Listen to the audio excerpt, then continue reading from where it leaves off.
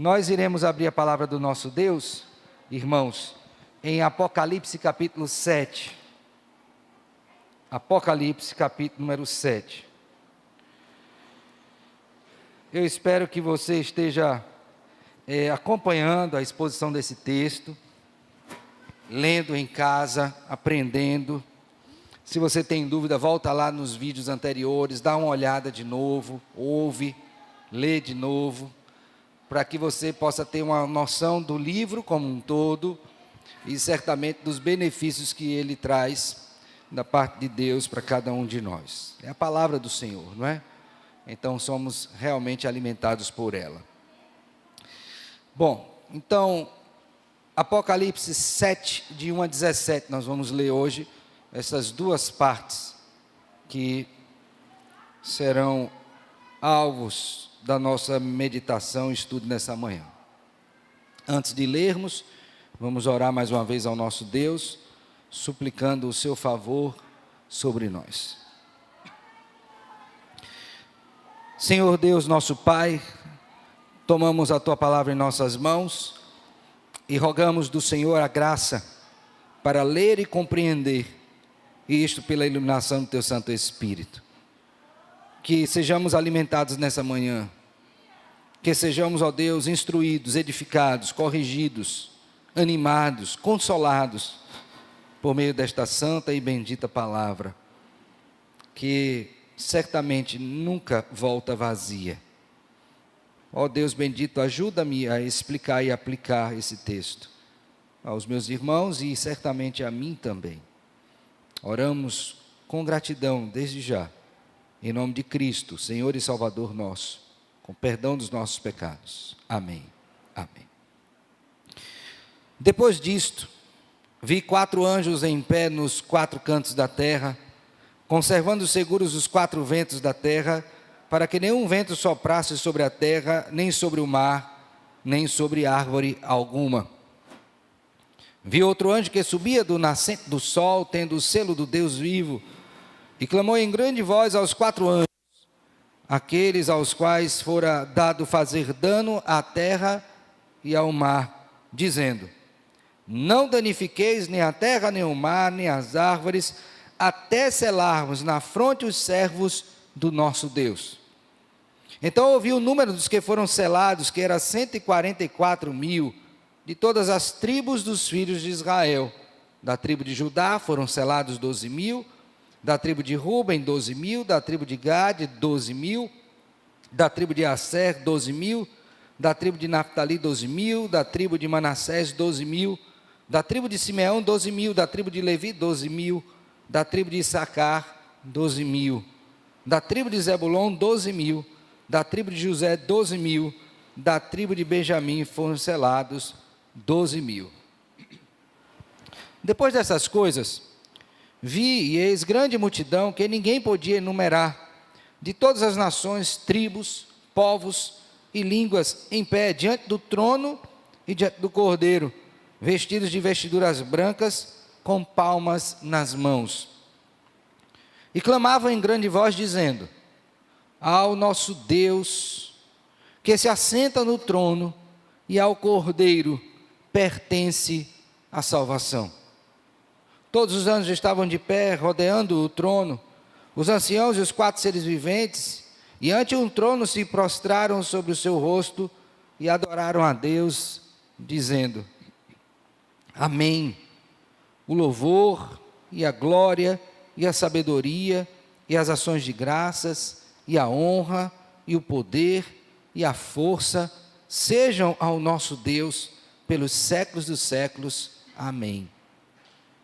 Um dos anciãos tomou a palavra, dizendo: estes que se vestem de vestiduras brancas, quem são e de onde vieram? Respondi-lhe: meu Senhor, tu o sabes. Ele então me disse: são estes os que vêm da grande tribulação. Lavaram suas vestiduras e as alvejaram no sangue do Cordeiro, razão porque se acham diante do trono de Deus e o servem de dia e de noite no seu santuário. E aquele que se assenta no trono estenderá sobre eles o seu tabernáculo. Jamais terão fome, nunca mais terão sede, Não cairá sobre eles o sol, nem ardor algum, pois o Cordeiro que se encontra no meio do trono os apacentará e os guiará para as fontes da água da vida, e Deus lhes enxugará dos olhos toda lágrima. Amém. Meus irmãos, a leitura da Escritura nos coloca diante de algumas questões que precisamos referendar ao lermos esse texto, introdutoriamente. A primeira coisa é que a Bíblia nos fala acerca da garantia da salvação. Deus nos garante, na Escritura, sua palavra, que temos a garantia de que somos salvos. Uma vez que Deus age em nós e nos regenera, e nos justifica, nos santifica, certamente nos glorificará. É fato. Não há como mexer nisso. O próprio Senhor Jesus Cristo, quando esteve aqui na terra, habitando encarnado, em João capítulo 6, disse o seguinte: declarou-lhes, pois, Jesus: eu sou o pão da vida. Estou lendo João 6,35.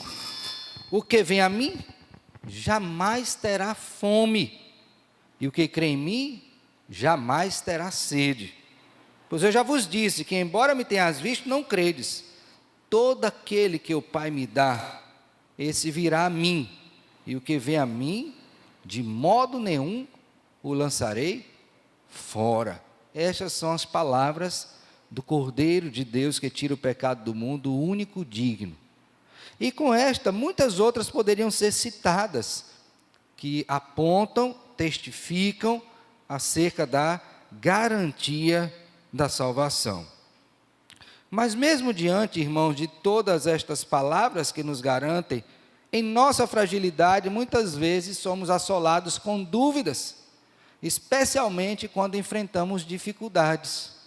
Não é sem razão, portanto, que na nossa confissão de fé nós temos a afirmação, e ela é bíblica, de que por vezes a nossa fé pode ser enfraquecida, diminuída, abalada, no que diz respeito à segurança da nossa salvação. Jamais extinta, mas pode passar por situações dessa natureza. E o que nós devemos fazer?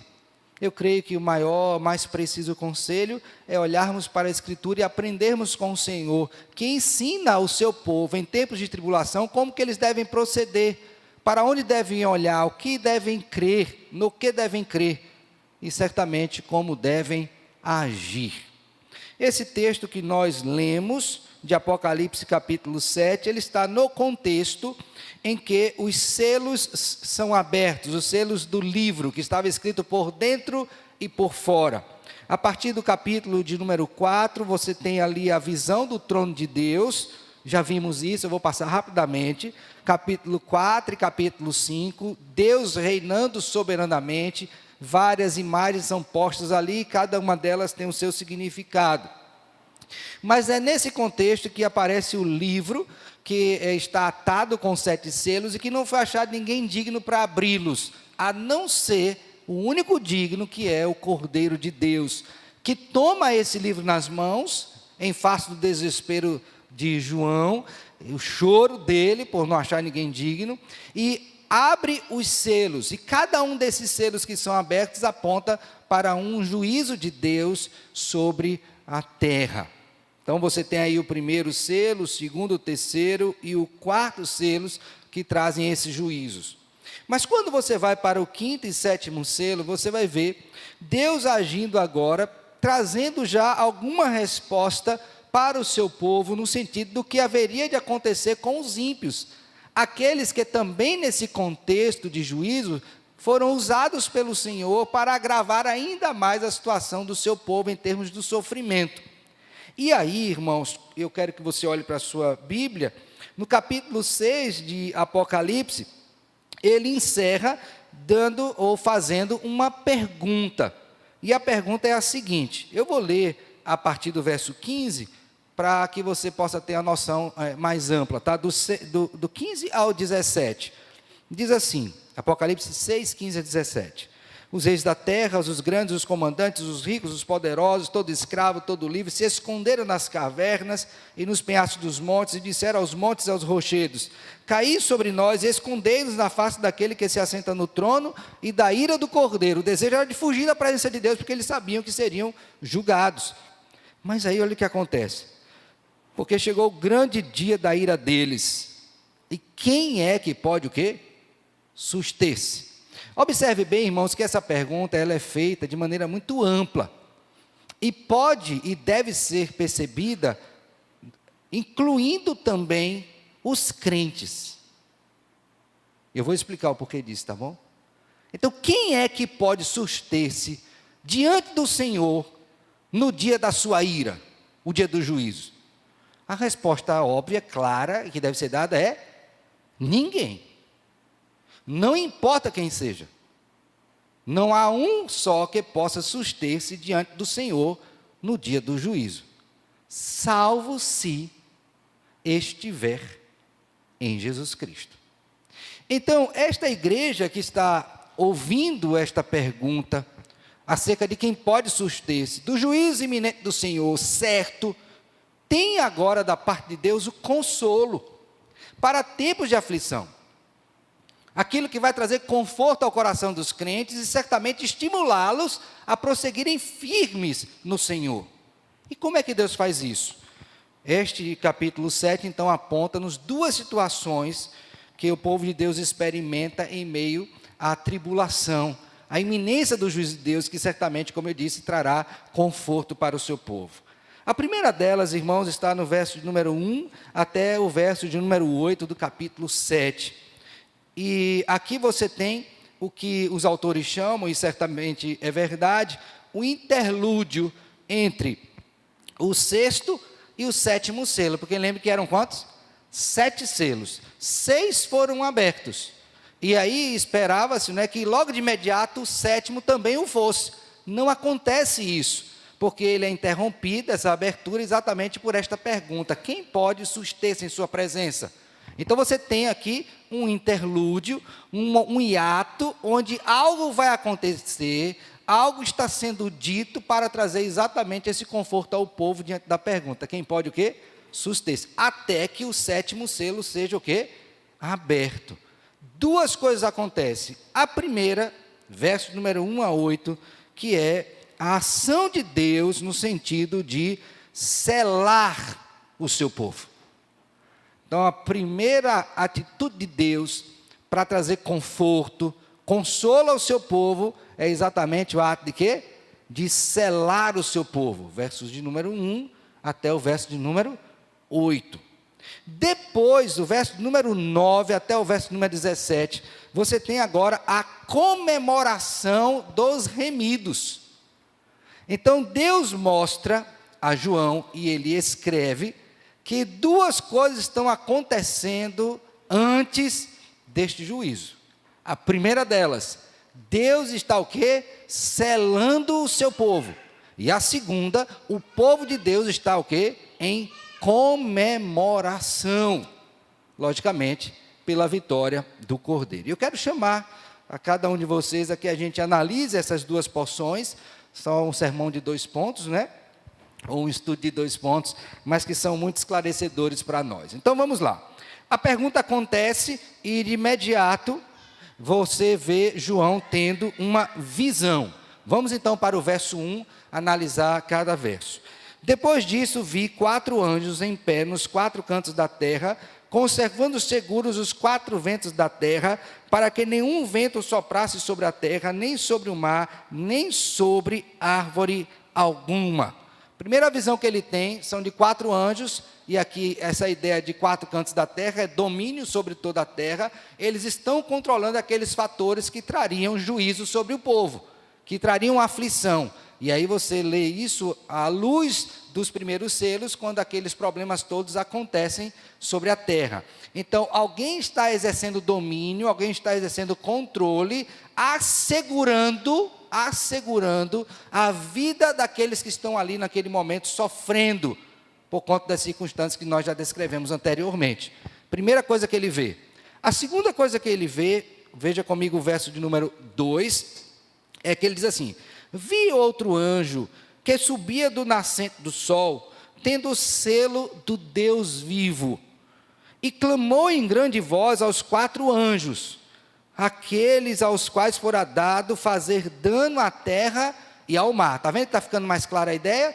4 anjos que estão ali agindo, e a eles é dito o quê? Para, segura essa aí, não faz isso agora.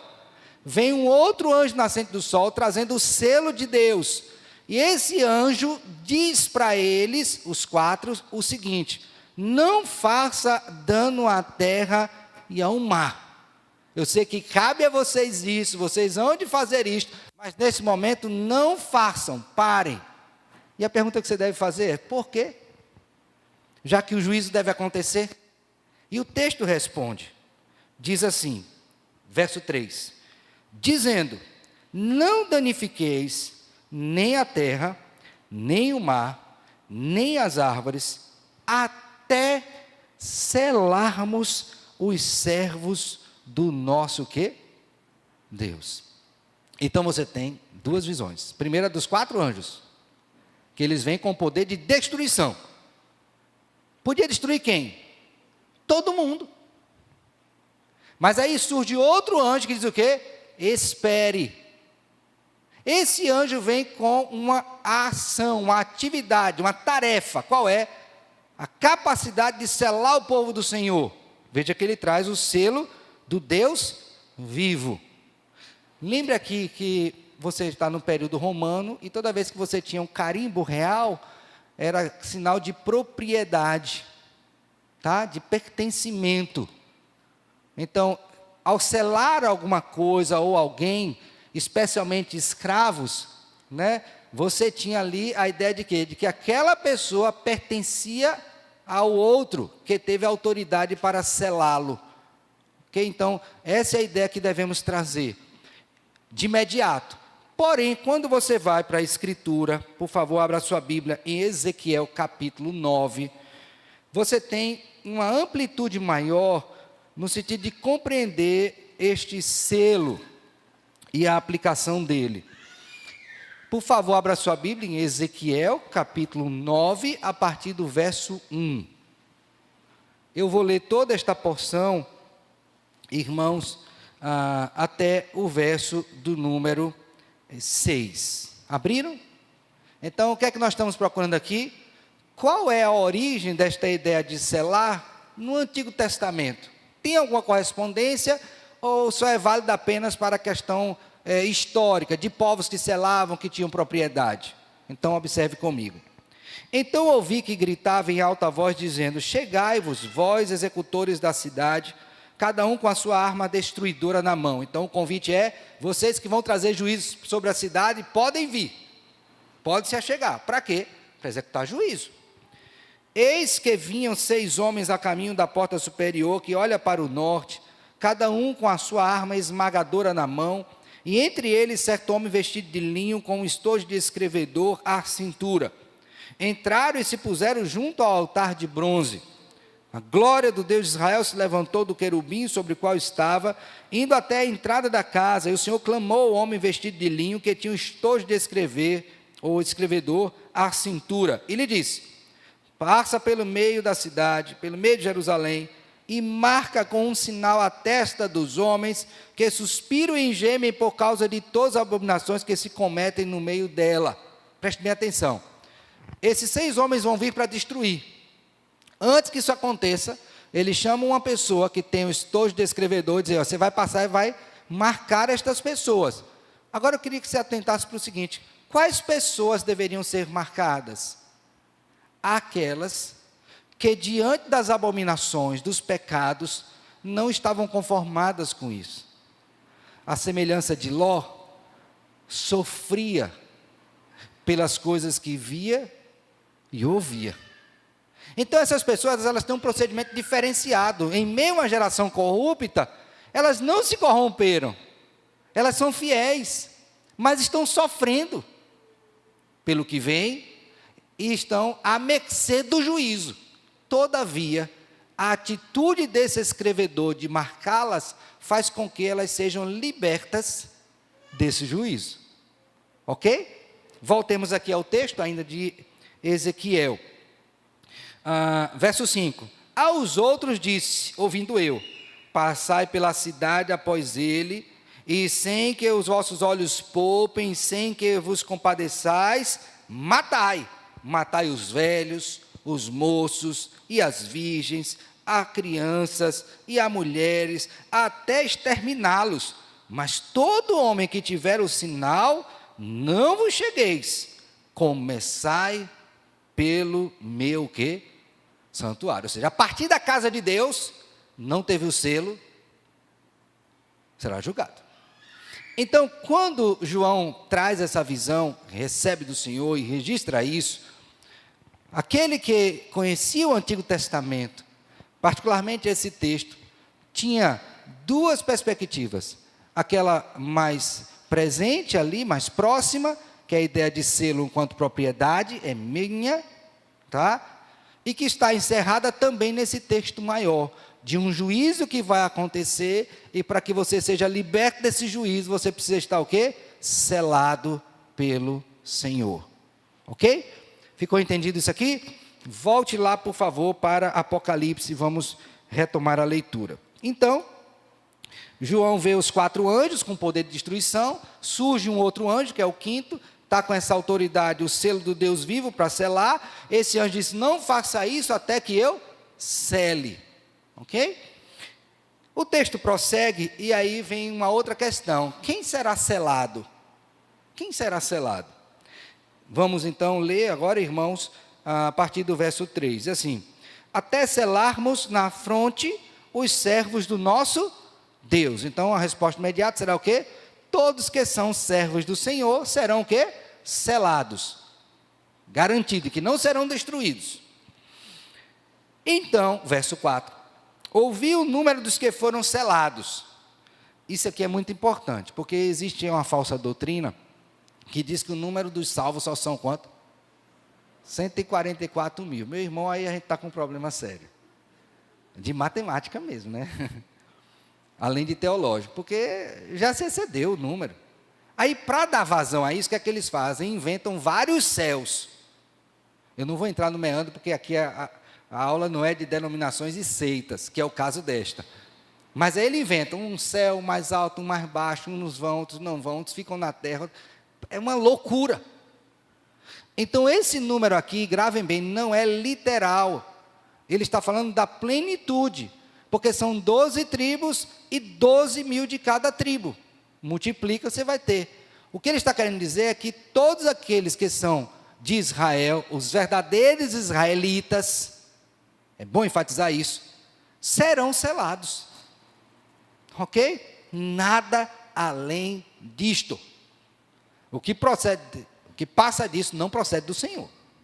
Ok, irmãos? É invencionice humana.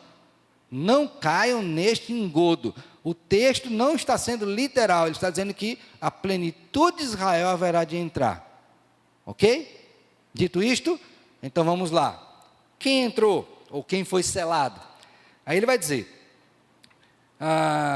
de todas as tribos dos filhos de Israel, veja aqui a ênfase, tá? Na plenitude, mais uma vez, aí 12 mil de cada tribo. Isso vai até o final do capítulo 7, verso de número 8. Aí você vai ver Judá, Ruben, Gade, Asser, Naftali, Manassés, Simeão, Levi, Issacar, Zebulon, José, Benjamim. Todos que estão aqui, né, enumerados, fazem parte dos filhos de Jacó que receberam o quê? Herança da parte do Senhor. Então, não é um número literal. Ok? A pergunta que você tem que fazer em seguida é qual? Pastor, qual o benefício disso para mim hoje, já que eu não sou um israelita? Então, vamos aqui considerar algumas aplicações a partir da compreensão desse texto. Antes, porém, eu quero perguntar, vocês entenderam o que foi dito? Está claro? Ficou alguma dúvida? Então, grave a imagem, tá? Deus no trono soberanamente, guiando o juízo. Quem é que pode suster-se? A resposta seria qual? Ninguém. Aí vem os 4 anjos com o poder de destruição, de executar esse juízo. No momento que eles vão fazer isso, surge um anjo com a autoridade do Senhor para selar, a autoridade do Deus vivo, diz, espere, não comece ainda até que o quê? que eu possa selar os servos do Senhor. Quem são estes? Aqueles que compõem Israel. Então vamos pensar aqui agora. Primeira aplicação. Deus, o Senhor, Ele nos garante que nos livrará, nos sustentará e nos preservará em meio que às tribulações. É garantia. Não ache você que porque o fogo está aumentando, no sentido de juízo, das aflições desse dia, que você vai apostatar da fé. Porque a garantia não está em você, embora você tenha responsabilidade sobre isso, no sentido de manter aquilo que Deus estabeleceu para o desenvolvimento da sua salvação. Mas Deus garante, por sua autoridade e poder, que os que são dele jamais se perderão. Abra sua Bíblia aí, por favor, em Isaías capítulo 53, livro do profeta Isaías, capítulo de número 53. Onde está esta garantia de que nós não nos perderemos? Está aqui.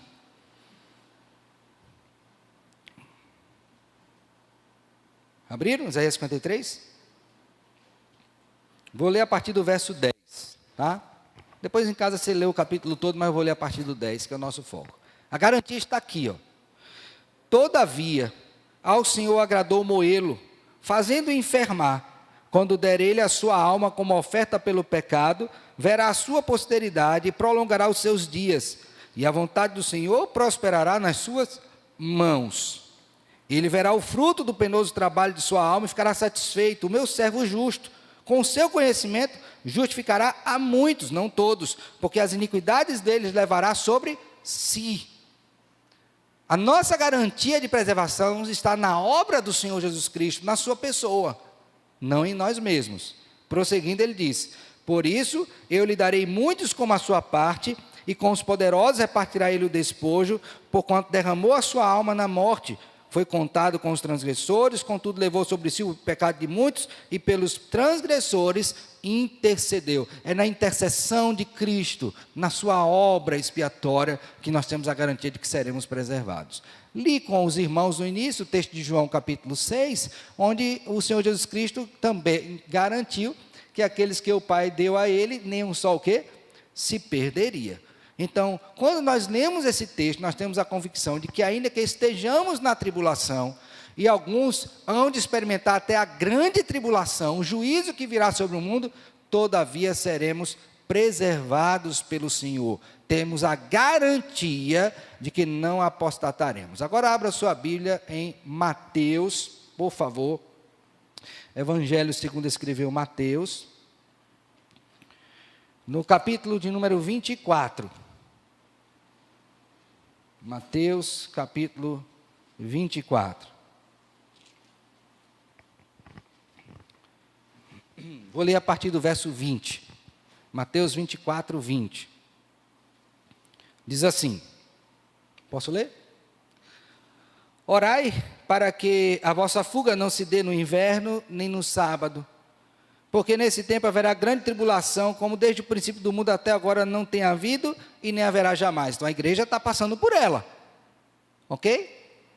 Não vai ser isenta disto, vai passar por isso. Mas aí a pergunta é, vamos sobreviver? Vamos ser preservados, no sentido de garantia de salvação? E aqui eu quero enfatizar isso. Deus não está dizendo que a gente não vai sofrer fisicamente.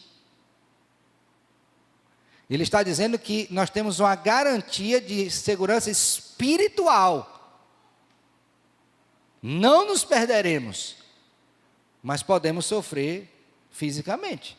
E alguns já têm sofrido, inclusive com morte.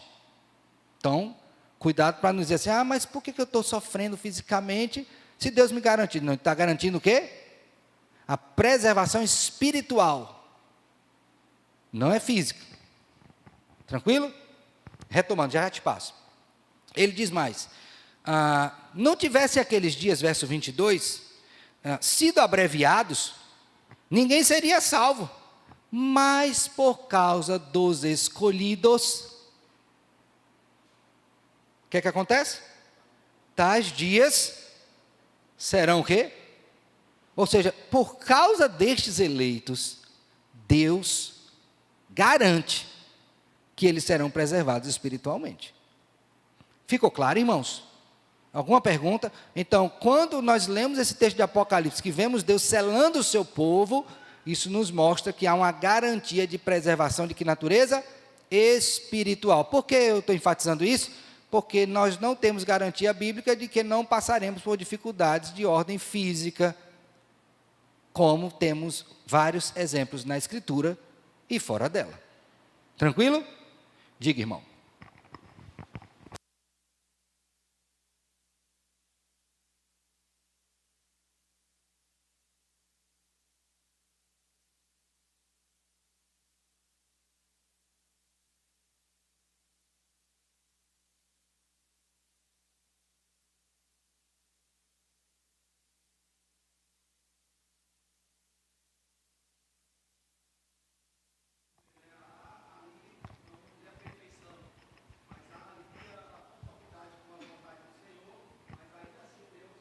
Preservou.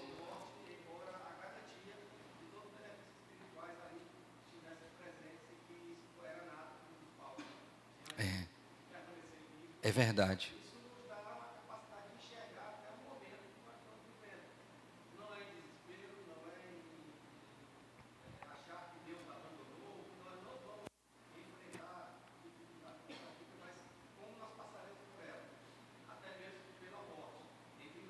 Exatamente. E o fato de sermos selados é essa grande testificação.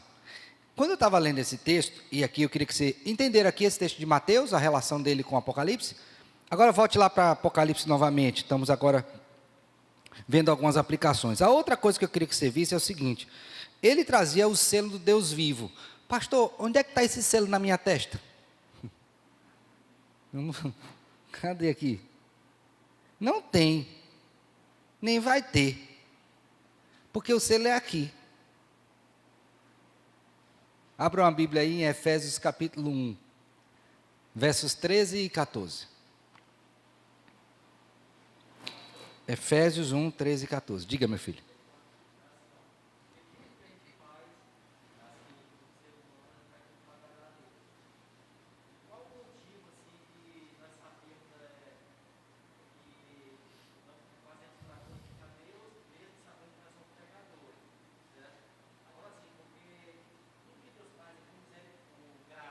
Ok. A razão dele ter nos escolhido não estava em nós mesmos, mas no Filho amado no qual ele tem prazer. Por isso que mesmo depois de salvos, as nossas obras só são aceitas pelo Senhor como boas obras, porque feitas em Cristo. Entendeu? Então por que nós somos aceitos? Por causa de Cristo. Fora de Cristo, impossível ser aceito pelo Senhor.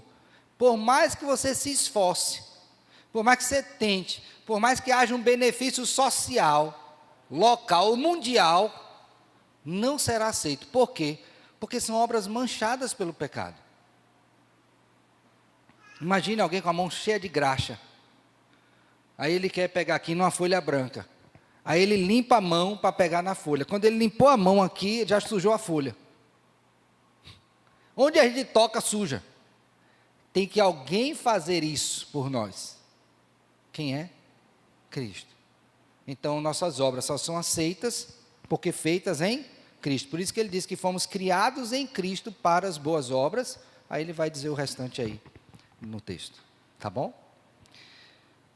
Verso 13 e 14 de Efésios 1. Diz assim, ó: em quem também vós, depois que ouvistes a palavra da verdade, o evangelho da vossa salvação, tendo nele também crido, fostes o quê? Selados com o Santo Espírito Esse é o selo, irmãos. Ok? Então, todo aquele que foi regenerado, que nasceu de novo, ele está o quê? Selado. É de Deus. Eu não vou entrar muito no meandro aqui, porque quarta-feira vamos falar sobre isso. Mas eu queria que você tivesse isso em mente. Você está o quê? Selado. É uma garantia. Você é de Deus. Foi selado por quem? Por Deus. Não foi você que chegou lá e disse assim, hoje eu vou ser selado, vou me selar aqui, pá, hoje eu sou de Deus. Não, meu filho, Ele decidiu que você era dele. E você respondeu aquilo que Ele fez. Não tem outra forma, à luz da Escritura. Então, esse selo é o quê? Garantia. É o selo do Deus vivo. É de minha propriedade esta pessoa. Este é meu servo. Ninguém vai tocar nele. E aqui lembra que eu estou falando tocar no sentido de preservação o quê? Espiritual. Tranquilo? Volte novamente agora para Apocalipse 7. Aí diz que aqueles anjos foram interrompidos de fazer mal ou dano à terra, ao mar. E aí ele diz, não danifique a terra, nem o mar, nem as aves, até selarmos na fronte os servos do nosso Deus. Uma outra coisa aqui importante é que todos que são do Senhor são selados. Não há um só que não seja. Todos, é a plenitude, são todos. Ok? Todos são selados. Agora preste atenção numa coisa. Você já viu aquela conversa que tem por aí da marca da besta? E quando eu digo conversa é porque está na Escritura, mas a gente vai chegar nisso, uma compreensão errada disso. E aí eu vejo o povo com medo de botar a marca da besta, né? Não, é na testa, é não sei aonde e tal. Meu filho, a primeira preocupação que você tinha que ter não é com a marca da besta, não. É com o selo do Espírito. Porque se você for selado com o Espírito de Deus, não tem marca da besta para você, não. Agora, se você não foi, aí você tinha que estar preocupado. Aí tinha que ser a sua aflição. Porque Deus nos garante que os que são dele, são selados por ele, não se perderão. Então, veja como a mentira, né? Ou a interpretação errada da Escritura nos conduz a uma postura equivocada. Medo da marca da besta. Meu filho, você tem que temer, é não ter o selo do Espírito. É não ser salvo.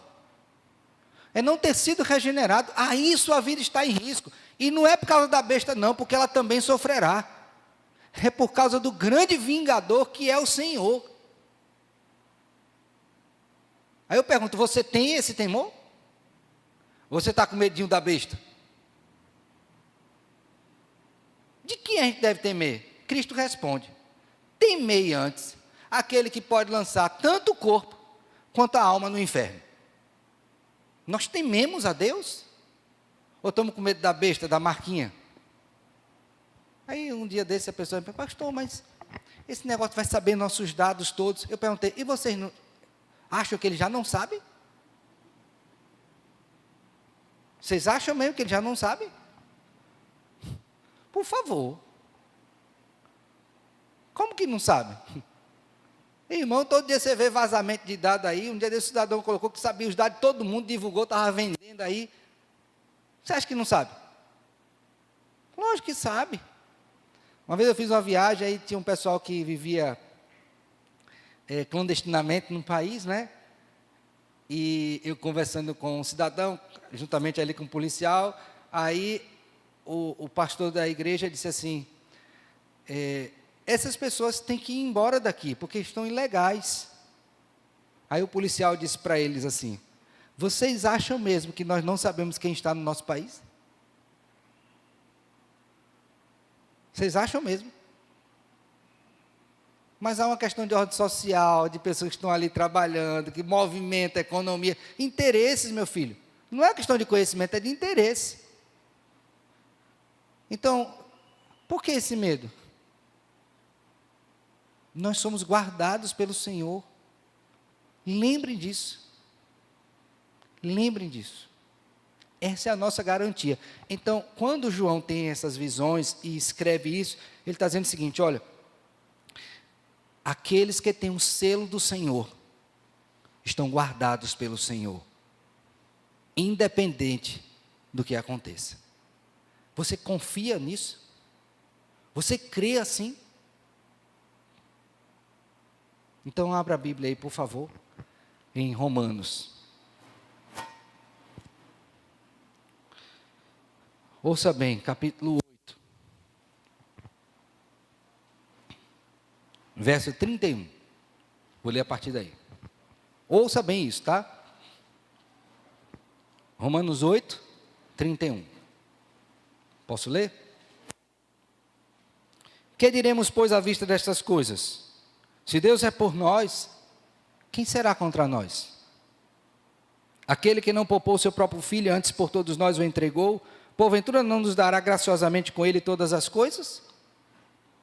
Quem tentará acusação contra os eleitos de Deus? É Deus quem os justifica. Quem os condenará? É Cristo Jesus quem morreu, antes quem ressuscitou, o qual está à direita de Deus e também intercede por nós. Então o único que tem poder para condenar, morreu por mim.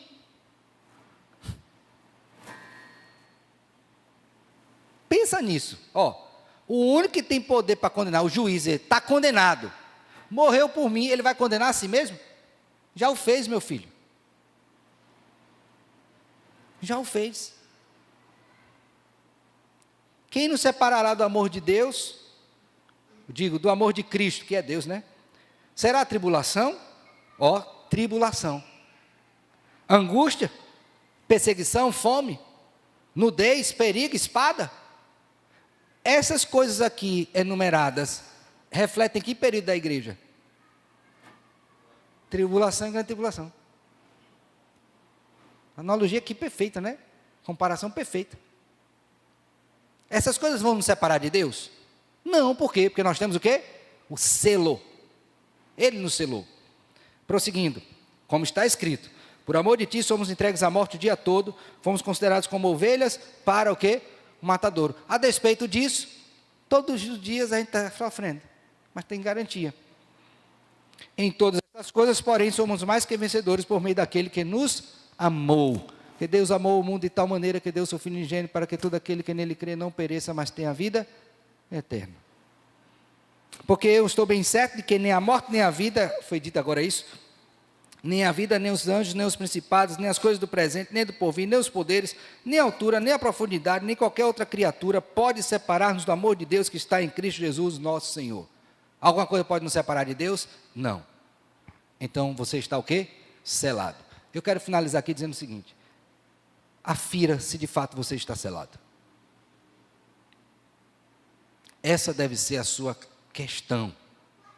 Se você está selado, você está o quê? Garantido. Agora, se não, meu filho, aí você está com um problema sério. Tanto no presente e muito maior no futuro. Tranquilo? Então, primeiro consolo, selados. Estamos o quê? Selados. Por quem? Pelo Deus vivo, que morreu e ressuscitou e vive eternamente. Segunda fonte de consolo, versos 9 a 17. Vamos voltar lá para Apocalipse. Está entendendo? Alguma pergunta? Beleza. Verso 9. Então, a primeira coisa, a visão foi qual? Povo selado. Plenitude, os crentes. Alguns podem olhar para esse texto e dizer: pastor, aqui eu tenho base. E tem gente boa dizendo isso, tá? Especialmente quando lê à luz de Romanos, né? A oliveira brava, que é enxertada. Aí diz assim: está vendo, pastor? Essa primeira parte aqui é a garantia de que Israel todo vai ser salvo. Ok? Tem gente boa que crê assim. Israel do ponto de vista étnico, né? A raça, israelitas. Eu não vejo assim. Sobretudo pelo conceito que o apóstolo Paulo apresenta em Romanos do que é o verdadeiro israelita. Mas eu não estou dizendo que alguns de Israel não serão salvos. Por quê? Aí eu vou justificar agora no texto. Vamos ver o verso 9. Depois destas coisas, vi e eis grande multidão que ninguém podia enumerar. Primeiro foram 144 mil, de qual? Das tribos. E agora, grande multidão. De onde? De todas as nações, tribos, povos e línguas. Quando diz de todas, entre os israelitas, ou eles não são tribos, não são povos, não são línguas, não são nações? Tem para todos. Então agora você tem uma outra perspectiva de plenitude. Qual é? De todas as nações. Então, onde quer que exista gente eleita, independente da nação, ela está aqui abrangida nesta perspectiva. Ok? Tranquilo? Então, gente de todas as nações, tribos, povos, línguas e nações. E essas pessoas estão em pé diante do trono do Cordeiro, e diante do Cordeiro, vestidas de vestiduras brancas com palmas nas mãos. Tudo aqui parte do capítulo 4 e 5, que é o trono, lembra? Então essas pessoas estão como? Tenta visualizar, tá? Qual a cor da roupa delas? Branca, alva como a neve. Estão em pé diante de quem? Do trono de Deus e do Cordeiro. E estão com o que nas mãos? Palmas. Em que festa de Israel usavam-se isso? Usava-se isso?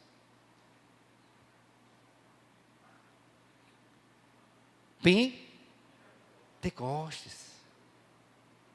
Quando foi no ministério de Cristo que as pessoas também fizeram isso? Quando foi? Quando ele entrou em chamado de entrada o quê? Triunfal. O rei entra triunfalmente, né? Então isso apontava para o quê? Para um momento de louvor, de adoração ao grande Deus. Então o que é que essas pessoas estão fazendo? As remidas do Senhor, vestiduras brancas, lavadas e alvejadas pelo sangue do Cordeiro, estão diante daquele que salvou esse povo, adorando. Entenderam? Sim ou não? E o que é que elas estão dizendo? Vamos ver. Em grande voz. Eu já falei esse negócio de grande voz aqui, né? É mega. Está dividida aqui na tradução, mas é uma voz ensurdecedora. Louvando mesmo. Tá bom? Adorando a Deus. Ao nosso Deus, que se assenta no trono, e ao Cordeiro. Quantos eles estão vendo aqui? 2. O que está centrado no trono e o Cordeiro. 2 pessoas da Trindade. Ok? Então, Deus digno de toda honra. Pertence o quê? A salvação. Abra uma Bíblia aí rapidinho, Jonas 2:10. Livro do profeta Jonas, capítulo 2, verso 10. De onde é que vem essa expressão? Muito clara, a tradução é a mesma. E é exatamente o mesmo conhecimento. Jonas, capítulo 2, verso de número 10. Alguém lê aí, por favor. Lê o 9 e o 10.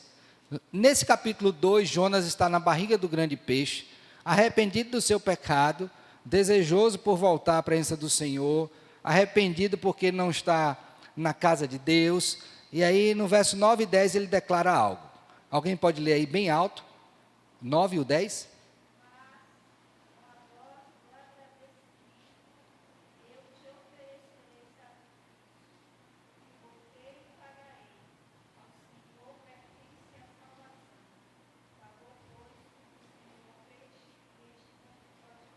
Pronto. Olha, João está dizendo, eu tenho que sacrificar ao Senhor. A adoração se dá por meio de sacrifício, né? Mas agora em Apocalipse, aquele que foi sacrificado está lá para ser adorado. E a declaração das tribos e nações é qual? A mesma que Jonas fez. Qual é? É que a Deus pertence o quê? A salvação. Então, esses que estão aqui adorando, o que foi que eles experimentaram na vida deles? Salvação. Agora pare para pensar na beleza desse quadro. Eu olho para a terra e vejo a igreja militante, na iminência dos 4 anjos saírem e destruírem tudo. Deus diz o quê? Através do anjo. Espera que eu vou o quê? Selar, garantindo que vocês serão preservados. Olho para a terra. Aí João tem uma outra visão de onde? Do céu. E no céu estão quem? Aqueles que debaixo da garantia do Senhor chegaram à presença do Deus vivo e estão adorando. Ou seja, João está dizendo o seguinte: é certo que vocês passando por essa tribulação aqui, porque foram selados, estarão à semelhança destes outros, adorando ao Senhor. É garantido. Berkoff, que é um teólogo sistemático, gosto muito dele, assim, do que ele escreve. Ele vai dividir a igreja, uma das classificações, né? Propor igreja militante e igreja o quê? Triunfante, tá? A igreja católica bota mais um, sofredora, que é a questão do purgatório. A gente não crê nisso, tá? A gente só crê em militante, que é aquela que está aqui na terra, sofrendo, que é esta da primeira visão, e a igreja triunfante, que é da segunda, gloriosa nos céus. Então, João está tendo uma dupla visão daqueles que estão no presente sofrendo, com medo, e Deus disse, não tenha medo que vocês estão selados, e uma visão do céu. Aqueles que creram como vocês, estão hoje o quê? Na glória, louvando, exaltando e bendizendo ao Senhor. Adoração. Entendeu o quadro? Então, para você que está sofrendo, hoje, tribulação, no que você tem que crer? Que Deus me garante que sou salvo. Ele me selou com seu Santo Espírito. Eu posso sofrer fisicamente, fome, nudez, espada, morte, mas, ainda que atentem contra a minha vida, a minha alma está preservada. E na ressurreição, novamente ela se ajuntará a um corpo glorificado, e eu estarei para sempre na presença do meu Deus, como estes remidos já estão.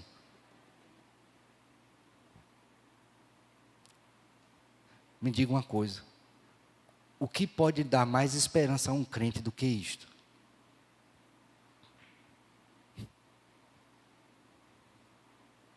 O que pode dar mais esperança a um crente em tempos de aflição do que esta realidade? Você não tem como fugir dela.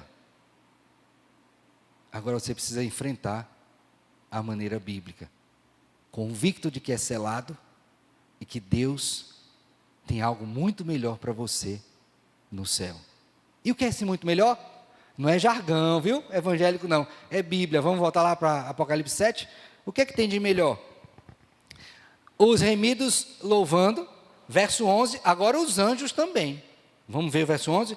Todos os anjos estavam de pé, rodeando o trono, os anciãos e os 4 seres viventes ante o trono, se prostraram sobre o seu rosto e adoraram a Deus, dizendo, amém. Amém quer dizer o quê?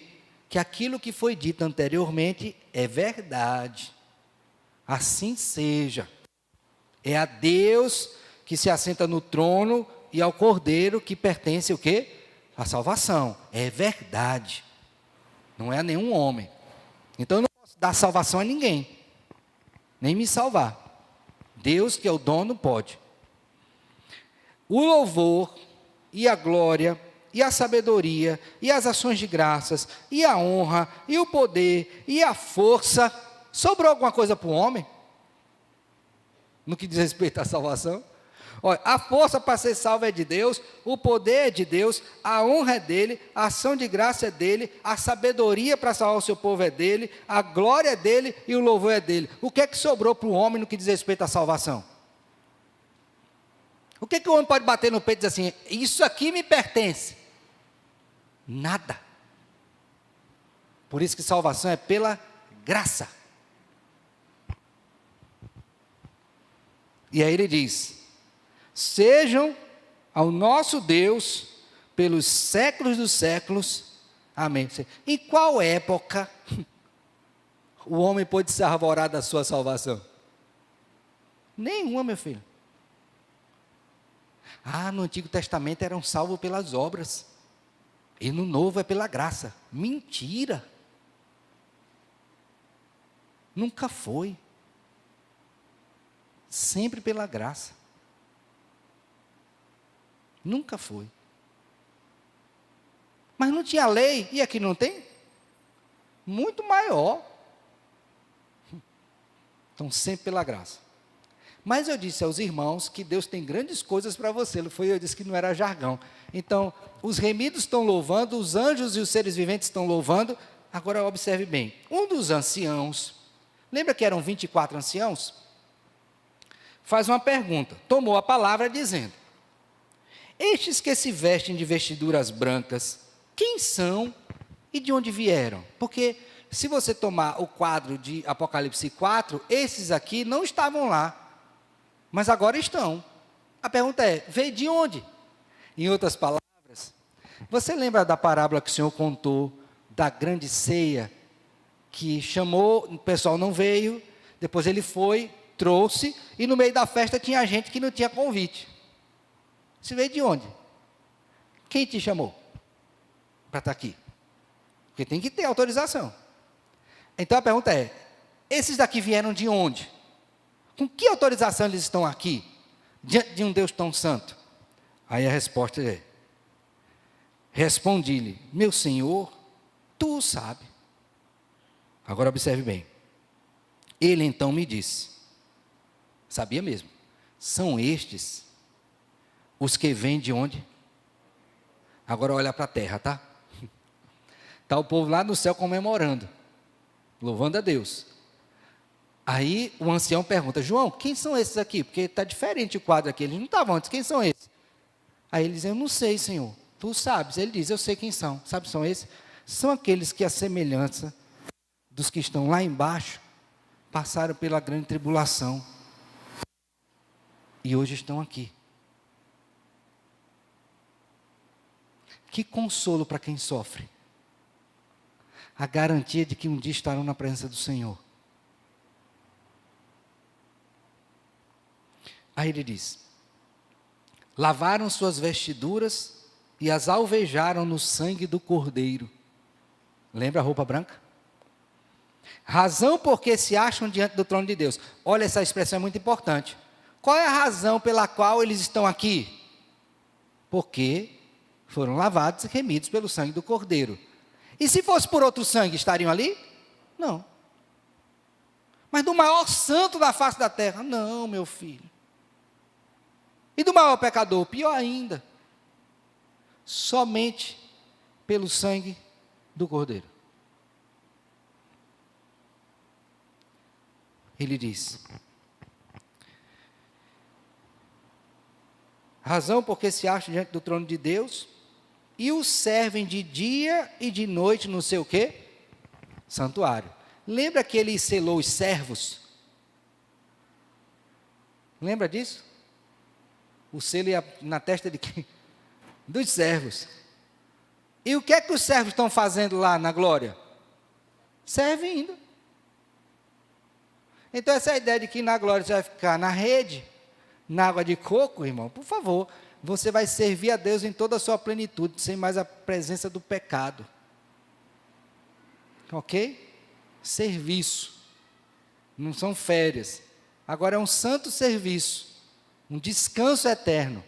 Sem as fadigas do dia a dia. Ele prossegue dizendo, e aquele que se assenta no trono, estenderá sobre eles o quê? O seu tabernáculo, ou seja, a garantia de proteção. Ok? Guarida eterna. Agora observe bem a bênção. Jamais, olha o intensificador aqui, não é? Jamais, nunca, estas pessoas terão o quê? Fome. Lembra, o que é que pode nos separar? Fome, nudez, espada, morte. Então jamais terão o quê? Fome. Comerão da árvore da vida. Já pensou? Maná do Senhor, o próprio Deus os alimentando. Nunca mais terão sede. Não cairá sobre eles o sol, nem ardor o quê? Algum. As dificuldades do mundo presente, né? Quando fala de sol, você lembra do Piauí. Sol abençoado. Mas quando você estiver no sol, você lembre. Não é que no céu não vai ter sol não, tá? Vai ter aquecimento. Mas é para você lembrar de fadigas do mundo presente. Não estarão lá no futuro. Na vida por vir. Por quê? Pois o Cordeiro, que se encontra no meio do trono, os apacentará. Lembra do Salmo 23? O Senhor é meu pastor, nada me faltará. Aí diz que Ele me faz deitar em pastos verdejantes, não é? Leva-me para junto das águas de refrigera a minha alma. Você vai ter tudo isso na presença do Senhor. E aí ele diz mais: e os guiará para as fontes da água da vida. E aí, finaliza dizendo: e Deus lhes enxugará dos olhos o quê? Toda lágrima. Irmãos, no mundo a gente chora por muitas razões, não é? Eu acho que você já chorou, por mais que você diga que secou, não tem mais lágrima, mas em algum momento na vida você experimentou o choro. Por uma topada que você tomou e acabou a cabeça do seu dedo, por algo que você perdeu, alguém que você perdeu, um relacionamento que se acabou. Mas eu creio que o choro mais terrível é pelo pecado. Se chorar porque pecou. E esse que, ao meu ver, eu creio que está sendo bíblico, é o mais terrível, será enxuto pelo Senhor, essa lágrima será enxuta. O Senhor Jesus Cristo, no Sermão do Monte, diz: bem-aventurados os que choram, porque serão o quê? Ó, a promessa da eternidade. Então você tem a garantia que, por maior que seja a dor que você enfrente aqui, dias melhores virão no Senhor. E até lá, você não vai se perder. Não por causa de mim, ou quem sabe de você mesmo, mas por causa daquele que garante a nossa salvação. Porque pertence a Ele e não a nós. Quero finalizar, antes de fazer algumas aplicações, perguntando: vocês entenderam até aqui? Tem alguma pergunta? Tranquilo? Está claro? Então vamos fazer algumas aplicações aqui, para a gente concluir. Primeira delas. Tem uma citação de Eugene Boring, eu acho que é assim que pronuncia o nome dele, que diz assim: assim como Apocalipse 7, de 1 a 8, apresenta a igreja militante na terra, selada em formação em batalha, antes da luta que se aproxima, Apocalipse 7, 9 a 17, apresenta a igreja após a batalha, triunfante no céu. Então, à medida que o capítulo 7 chega ao fim, antecipamos uma cena culminante com a abertura do 7º selo. O drama vai se intensificando, mas a certeza da glória cada vez mais é ampliada. Então, irmão, eu queria que você lembrasse do seguinte, ó: nós não deixaremos de passar pela tribulação, salvo se o Senhor nos chamar antes, mas você tem a garantia de que Deus é o seu dono, que você é propriedade exclusiva dele, e que o maligno não lhe toca. Tocar em que sentido, pastor? De fazer você perder sua salvação. Ele pode tocar, como fez em Jó, limitado pelo Senhor, nos seus bens, nos seus filhos, sua família, não é? Até na sua saúde. Mas ele só vai até onde Deus permite. E por mais intensa que seja a ação dele, debaixo da permissão de Deus, jamais tirará de você a garantia da salvação. Lembre disso. Anime-se, levante a cabeça, tá?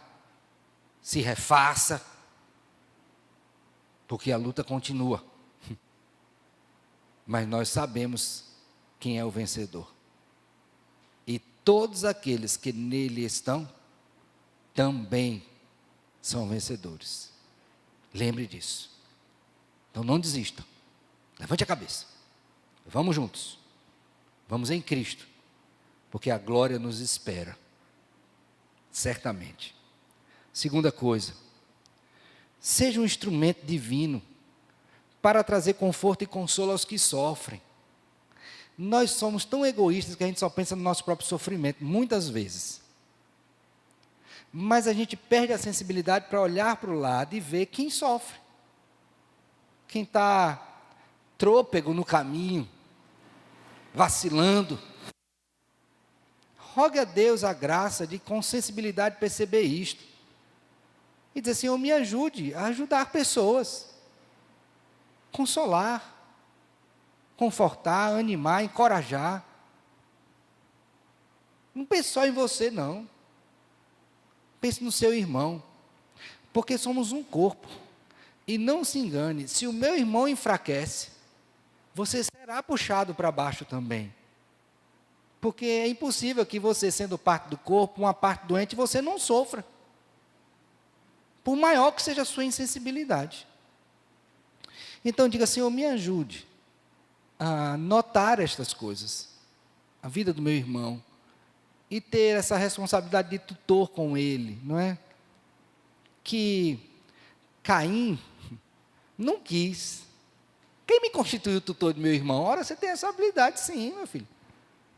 Como crente, como irmão em Cristo. Então, ajude. O apóstolo Paulo, quando escreveu aos Tessalonicenses, capítulo 5, ele diz assim, exortamos também, irmãos, a que admoesteis os submissos, consoleis os desanimados, para a igreja é isso, consolem os desanimados, ampareis os fracos, e sejais longânimos para com todos.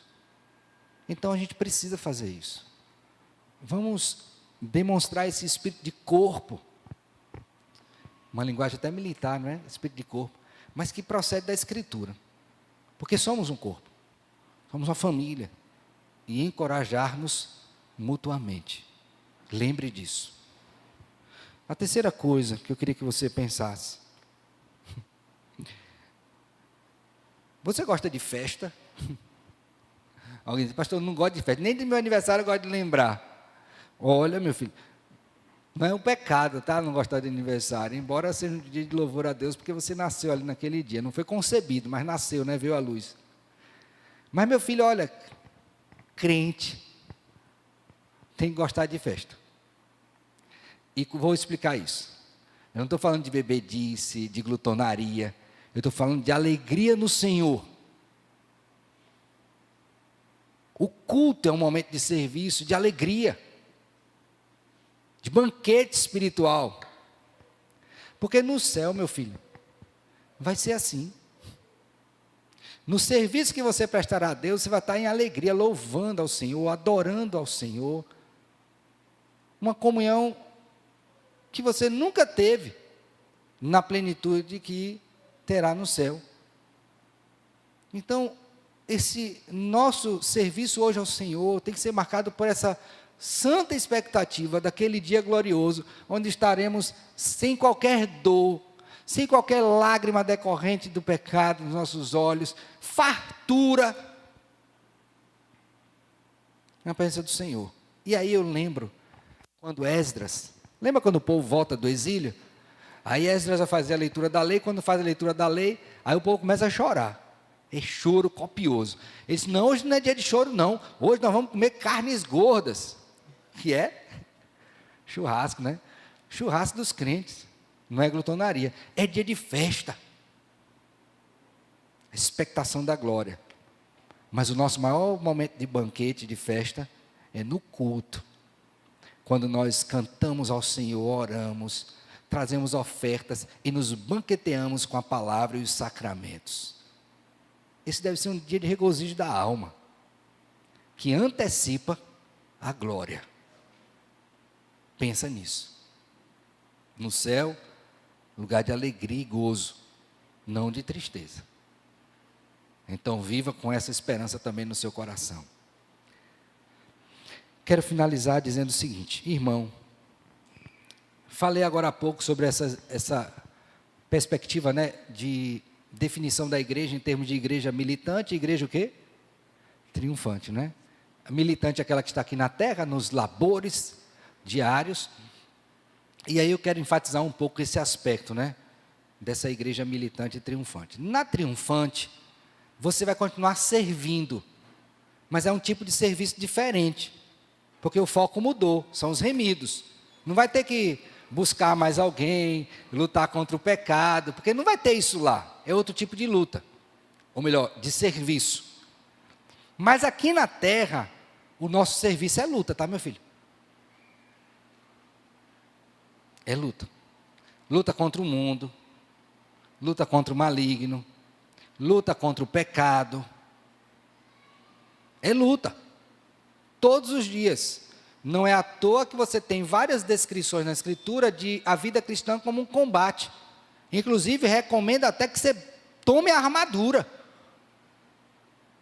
Então, por favor, e aqui quem está falando por favor sou eu, não é o Senhor, porque Deus não pede por favor, Ele ordena, pastoralmente falando, não seja menino, e saiba que nesses tempos, nós estamos o quê?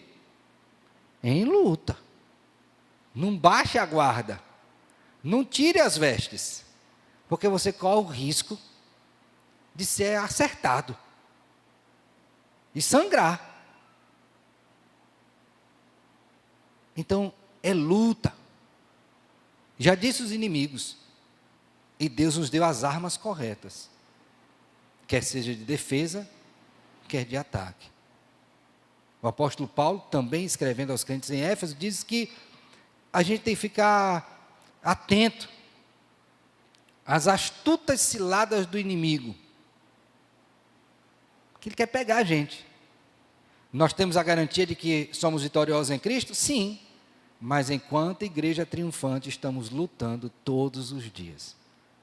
O povo diz assim, é matando um leão hoje e deixando amarrado de amanhã, porque a luta não cessa até que Cristo volte e nos leve consigo para o seu reino, onde o nosso serviço mudará, não é?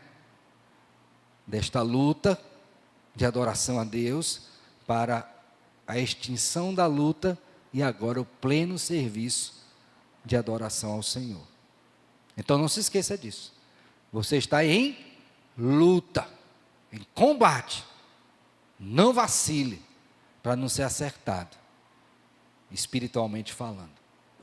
Que Deus nos abençoe, nos guarde e nos faça compreender a sua palavra. E mais do que isso, vivermos sempre com a verdadeira esperança que procede da sua santa e bendita palavra.